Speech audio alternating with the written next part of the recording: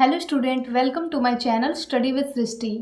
पिछले लेक्चर में आप लोगों ने देखा कि हमने यूनिवर्सल सेट से रिलेटेड जितने भी एग्जांपल्स बचे थे उसको कंप्लीट किया था और उसके बाद से हमने पावर सेट के बारे में पढ़ा था और पावर सेट से ही रिलेटेड हमने एक एग्जांपल कर लिया था। आज के वीडियो में भी हम पावर सेट से रिलेटेड एग्जांपल्स के बारे में ही पढ़ेंगे। तो चलिए देखते हैं कि इलस्ट्रेशन सेकंड क्या दिया है। तो यहाँ पर हम बात करने जा रहे हैं वर्ड सेट के बारे में। वर्ड सेट क्या होता है ये तो आपको पता ही होगा कि वर्ड सेट क्या होता है। एम्प्टी सेट को ही तो वर्ड सेट बोलते हैं। वर्ड सेट हम एम्प्टी सेट को ही बोलते हैं, ठीक है। तो इसमें हम एम्प्टी सेट की बात करने जा रहे हैं। चलिए देखते हैं कि इलस्ट्रेशन सेकंड में क्या दिया है कि if A is the void set phi then power set of A has just one element phi, that is power set of phi equal to phi. और फाई क्या है? एम्प्टी सेट है, ठीक है। एम्प्टी सेट है तो जो number of element of phi होता है वो हमारा क्या होता है? 0 होता है, ठीक। मान लीजिए आपके पास कोई एक एम्प्टी सेट दे रखा है, ठीक। आपसे कोई अगर ये डिमांड करता है कि आप मुझे इस एम्प्टी सेट का पावर सेट बताओ, ठीक है, पावर सेट क्या होगा इस एम्प्टी सेट का, तो आप आंसर क्या देंगे? तो आप कर्ली ब्रेसेस में फाई लिखेंगे, ठीक है, कि power set of empty set क्या होता है? फाई ही होता है। तो चलिए देखते हैं हम यहाँ पर क्या लिखेंगे? Power set of phi equal to curly braces में फाई, ठीक है। जो एम्प्टी सेट का पावर सेट होता है वो हमारा फाई होता है और हम फाई को कर्ली ब्रेसेस के अंदर लिखेंगे, ठीक है। अब चलिए बात करते हैं कि अगर ऐसे पूछा जाए कि जो number of element of power set of phi, ठीक है, अगर ऐसे पूछता है कि number of element of power set of phi, तो आप क्या लिखेंगे?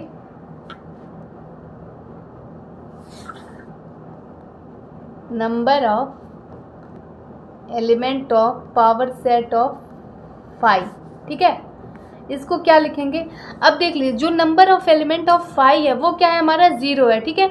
तो हम क्या करते हैं कि बेस 2 टू द पावर जो नंबर ऑफ एलिमेंट है उसको लिखते हैं, तो 2 टू द पावर 0 हो जाएगा। अब 2 टू द पावर 0 की वैल्यू कितनी है? 1 है। तो जो number of element of power set of phi है वो हमारा 1 हो जाएगा, ठीक है। अगर ऐसे पूछा जाए कि number of element of power set of phi, ठीक है, अगर ऐसे पूछता है तो फिर हम क्या लिखेंगे? Number of power set of phi, ठीक है। अगर ऐसे पूछता है तो इसका आंसर क्या होगा? हमने ये देखा था कि जो number of element of power set है उसकी वैल्यू 1 आई है, ठीक है। तो हम क्या लिखेंगे कि base 2 to the power 1 equal to 2, ठीक। तो ये हो गया number of power set of phi, तो ये हमारा 2 आ गया वैल्यू, ठीक। अब अगर ऐसे पूछे कि number of power set of phi, अगर ऐसे पूछता है तो हमें क्या करना है? बस चेन को फॉलो करते जाना है। अगर ऐसे पूछ लिया, मान लीजिए कि अगर ऐसे पूछ लिया कि number of power set of phi is equal to क्या हुआ? तो हम बेस तो 2 हमारा रहेगा ही, हमें चेन को बस फॉलो करना है और ये हमारा 2 आया तो 2 टू द पावर हम 2 लिखेंगे, तो वैल्यू क्या आ गया? हमारा 4 आ गया, ठीक। फिर ऐसे ही अगर पूछे कि number of power set of phi, तो हमें ऐसे ही चेन को फॉलो करते जाना है और हमें क्या करना है कि अगर ऐसे पूछे number of power set of phi, ठीक है, तो हम क्या आंसर देंगे?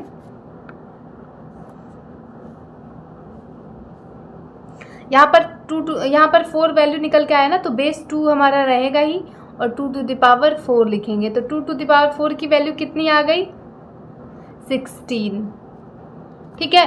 तो ऐसे ही हमें सिंपल सी बात है कि हमें चेन को फॉलो करते जाना है, बेस 2 लगाना है और हमारा ये आंसर निकल करके आ जाएगा यहाँ पर। अब चलिए नेक्स्ट एग्जांपल को देखते हैं। तो अगला इलस्ट्रेशन क्या दिया है कि if A equal to A B then find power set of A. Curly braces में दिया है कि ए कॉमा फिर ब्रैकेट में है बी, ठीक है। तो यहाँ पर हम क्या करेंगे कि जब भी बी को लिखेंगे तो हम उसके ब्रैकेट के साथ ही लिखेंगे, हम उसको सिर्फ बी को अलग से नहीं लिखेंगे, ठीक। तो हमें इस सेट का क्या करना है? पावर सेट फाइंड करना है। यहाँ पर जो बी के साथ ब्रैकेट है उसको हमेशा एलिमेंट का पार्ट मानना है हमें, सिर्फ बी को नहीं लिखना है, हमें बी को जब भी लिखना है तो ब्रैकेट के साथ ही लिखना है। तो चलिए अब इसका पावर सेट फाइंड करते हैं। अब देखिए यहाँ पर हमने लिख दिया ए को, सेट ए को लिखा है कि ए कॉमा बी, ठीक है। अब जो number of element of A है वो कितना है हमारा 2 है, एक तो ए है और एक हमारा बी है, तो जो number of element of A है वो हमारा 2 है, ठीक। अब हम क्या करेंगे कि सबसे पहले इस सेट का हम सबसेट बनाएंगे, सबसे पहले हम इस सेट का सबसेट बनाएंगे। तो चलिए देखते हैं कि इसका सबसेट क्या है। अब देखिए जो इस सेट का सबसेट बना है वो क्या है 5 है, ठीक है, क्योंकि जो 5 होता है वो हर एक सेट का सबसेट होता है, तो 5 होगा। दूसरा क्या होगा, सिर्फ हम ब्रेसेस में ए को लिखेंगे, ठीक है, एक एलिमेंट को उठाएंगे ए को लिखेंगे। फिर तीसरा क्या है कि ब्रेसेस में हम बी को लिखेंगे, सिंगल सिंगल एलिमेंट पहले लिख देंगे, और जो फोर्थ है वो खुद वो सेट ही होगा, तो ए कॉमा बी हो गया। तो ये हमारा 4 सबसेट बन गया है इस सेट ए का, ठीक है। अब हम क्या करेंगे, इसका पावर सेट बनाएंगे। तो जो पावर सेट होता है वो सबसेट का ही तो कलेक्शन होता है। तो अब चलिए हम इसका पावर सेट बनाते हैं। तो जो हमारा यहाँ पर पावर सेट ऑफ ए बन गया वो क्या है 5 है, ए है, बी एंड ए बी, ठीक है, जो कलेक्शन ऑफ सबसेट है वही हमारा पावर सेट है। तो पावर सेट आ गया। अब हमको क्या निकालना है कि number of power set of A निकालना है, ठीक है, हमें क्या करना है इसका पावर सेट निकालना है, ठीक है, number of power set of A, ठीक। तो क्या होगा, बेस 2 रहेगा, ठीक, पर जो number of element of A है वो तो ऑलरेडी 2 है, तो 2 के पावर 2 हो जाएगा, तो 4 हो जाएगा। तो जो number of power set of A है वो हमारा 4 आ गया। अब देखिए कि अगला एग्जाम्पल क्या दिया है कि consider the following sets 5 and A equal to 1 2, B equal to 1 4 8 and C equal to 1 2 4 6 and 8, ठीक है। ये हमारा सेट दिया है, ठीक है, एक एम्प्टी सेट दिया है और एक ए बी एंड सी दिया है, ठीक। Insert the correct symbol subset and not subset between each of the pairs of the set, ठीक है। ये सेट हमारा दिया है, हमें क्या करना है कि इसके बीच में सिंबल लगाना है कि कौन सा सेट किस सेट का सबसेट है या फिर सबसेट नहीं है। तो चलिए देखते हैं। फर्स्ट क्या दिया है कि 5, ठीक है, तो जो 5 होता है, जो एम्प्टी सेट होता है वो सभी सेट का क्या होता है सबसेट होता है, ठीक है। Empty set is the subset of each set. तो सबसे पहले क्या हो जाएगा फर्स्ट में कि 5 हमारा बी का क्या होगा सबसेट होगा, ठीक, ये हमारा सबसेट हो गया। फिर दूसरा क्या दिया है कि ए दिया है, ए देखेंगे क्या दिया है, ए में 1 2 दिया है, ठीक, ए में दिया है ए इक्वल टू 1 2 दिया है, ठीक है, और बी में क्या है 1 4 8 दिया है, ठीक है, ये हमारा सेट बी है। अब देखिए कि क्या ए के जितने भी एलिमेंट है वो बी में लाई कर रहे हैं, बी में प्रेजेंट है या नहीं है। तो देखेंगे ए इक्वल टू 1 2 दिया है और बी इक्वल टू 1 4 8 दिया है, तो बी में 1 तो है बट 2 नहीं है। तो सबसेट कब बनता है, जब ए का जितना भी एलिमेंट है वो बी में प्रेजेंट हो, बी के सेट में प्रेजेंट हो। तो सारा का सारा एलिमेंट इसमें नहीं है, तो A is not subset of B, A हमारा बी का सबसेट नहीं होगा, A is not subset of B हो गया, ठीक है। फिर थर्ड देखते हैं हम।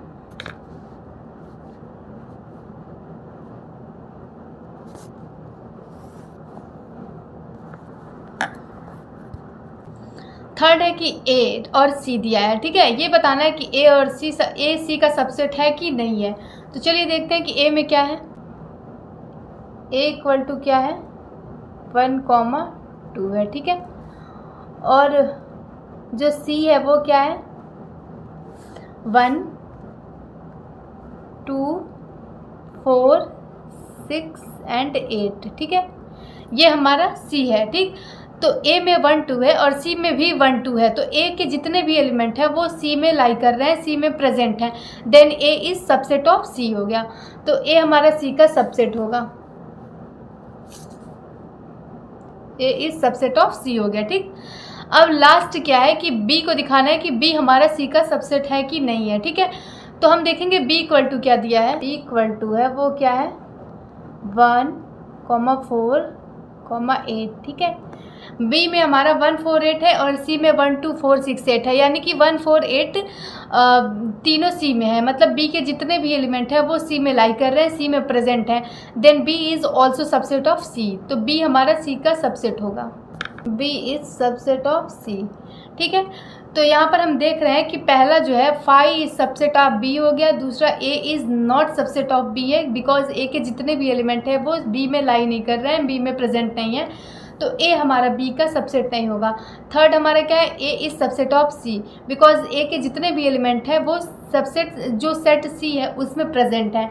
और जो फोर्थ है वो भी क्या है कि B is subset of C, because B के जितने एलिमेंट है वो सी में प्रेजेंट है। तो ऐसे हम देख लिए इस एग्जाम्पल को। ठीक, फिर चलिए अब नेक्स्ट एग्जाम्पल की बात करते हैं। अगला एग्जाम्पल क्या है कि write the following subsets of R as intervals. ठीक है, यहाँ पर सबसेट्स दिए हुए हैं, हमें क्या करना है, उनके इंटरवल्स को लिखना है। ठीक, तो चलिए देखते हैं कि फर्स्ट क्या दिया है।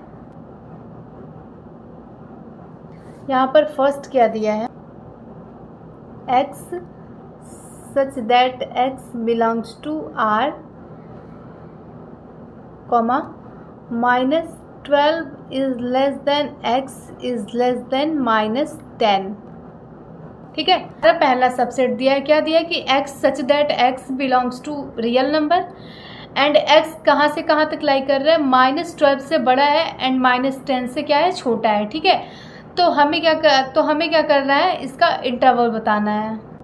ये हमारा यहाँ पर ओपन इंटरवल का बात हो रहा है, ओपन इंटरवल का बात हो रहा है -12 से लेकर के -10 तक। ठीक है, ये -10 हो गया।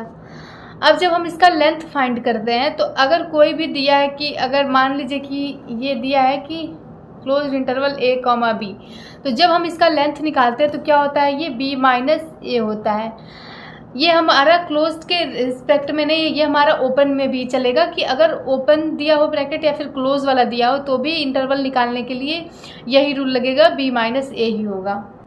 तो जब हम इसका लेंथ निकालेंगे तो क्या होगा, -10 और ये माइनस, फिर ब्रैकेट में -12 दिया है। ठीक है, जब हम इसको सॉल्व करेंगे तो क्या आएगा, -10 और +12, तो कितना आ गया हमारा इंटरवल, 2 आ गया।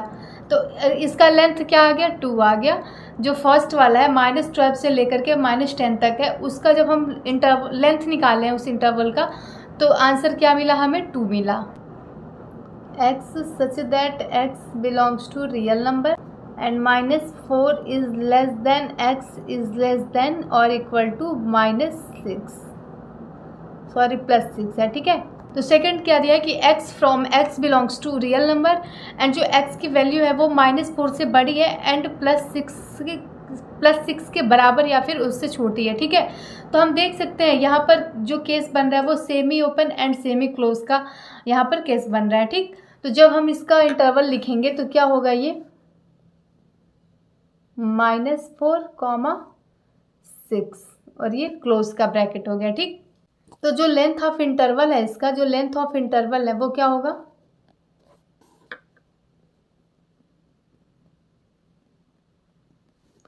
Length of interval